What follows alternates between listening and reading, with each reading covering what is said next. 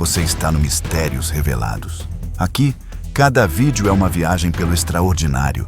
Prepare-se para descobrir curiosidades, Pentágono confirma a veracidade de vídeo que registra OVNIs. fatos misteriosos e descobertas que vão desafiar a sua imaginação.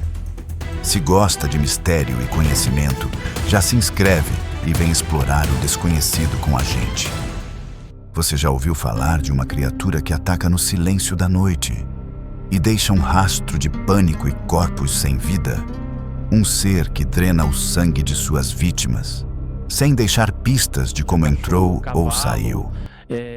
Até no ser humano, tem um caso de um zapateiro que ele foi atacado e o chupacabra arrancou a cara dele. Hoje, vamos desvendar a verdadeira história do chupacabra. E talvez você nunca mais olhe para o escuro da mesma forma. A verdadeira história do chupacabra. Lenda ou criatura real? No coração de vilarejos esquecidos, histórias sombrias ecoam sobre uma criatura que suga o sangue de animais inocentes e que, segundo alguns, ainda caminha entre nós. Mas o que é o chupacabra? Uma lenda urbana criada pelo medo? Um animal nunca identificado? Ou algo muito mais sombrio? Hoje, vamos mergulhar fundo na verdadeira história dessa criatura que aterroriza gerações. E no final, você decide se é mito ou realidade. Segure-se, porque o que você vai ouvir pode mudar para sempre a forma como você olha para a escuridão lá fora. A lenda moderna do chupacabra começa oficialmente em março de 1995, em Canóvanas, Porto Rico. Fazendeiros começaram a encontrar dezenas de cabras e galinhas mortas, com 2 perfurações perfeitas no pescoço e sem uma única gota de sangue. Mas isso foi só o começo. A notícia se espalhou rápido. Em poucos dias, já eram dezenas de casos semelhantes em outras cidades.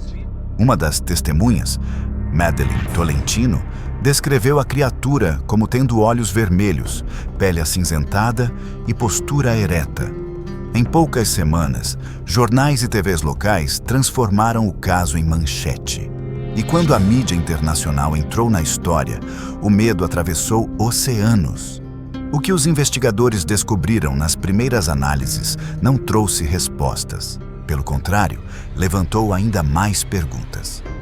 Segundo os primeiros relatos, o chupacabra tinha cerca de 1 metro de altura, corpo magro, espinhos nas costas e pele escamosa.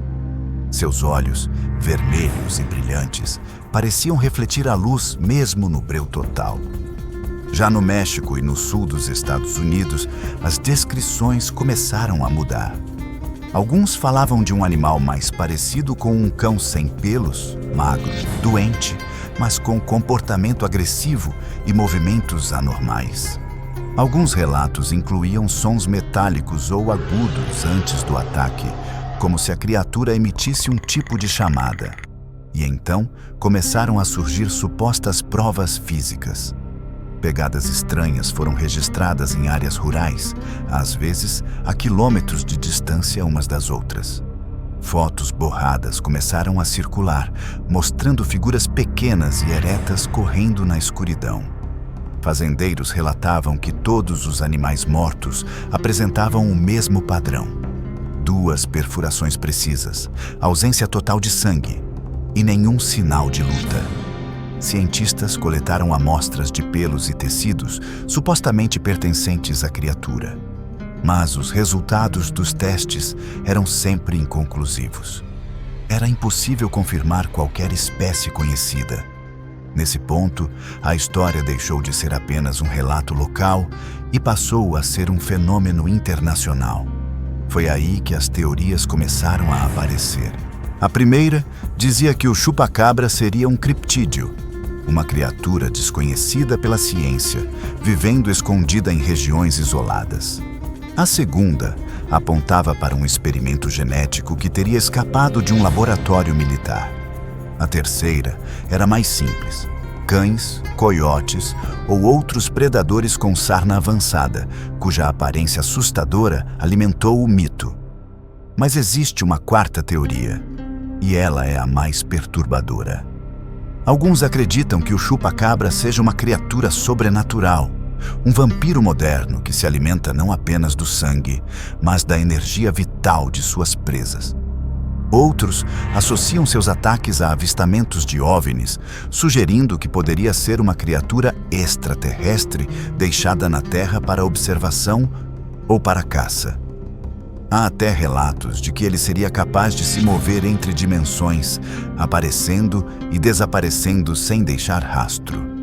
E se essa história for muito mais antiga do que pensamos? Muito antes de 1995, histórias parecidas já eram contadas em vilarejos do Brasil, Chile e Argentina. Criaturas noturnas que atacavam o gado, sugando seu sangue e deixando feridas perfeitas.